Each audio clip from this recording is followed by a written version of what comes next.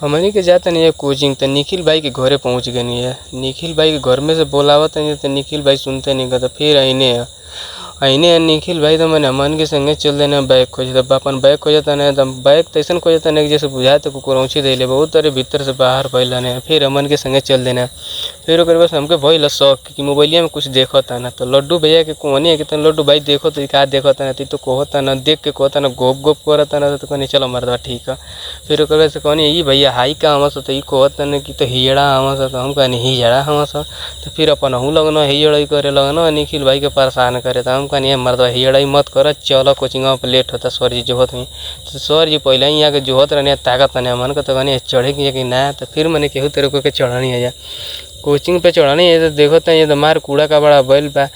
तो कूड़ा का बड़ा बैल तो लड्डू लगने है साफ करे तो हम कहनी मर्द इतना बढ़िया से मत साफ करो नहीं तो निखिल भाई घुसिया जाए तो कहो तो निखिल भाई के मर्द इनका बियाह करावे का यही लगन में। हम कहनी नहीं मर्द मेरे उमर के बेड़ कर दे। अगला वीडियो अगले पार्ट में।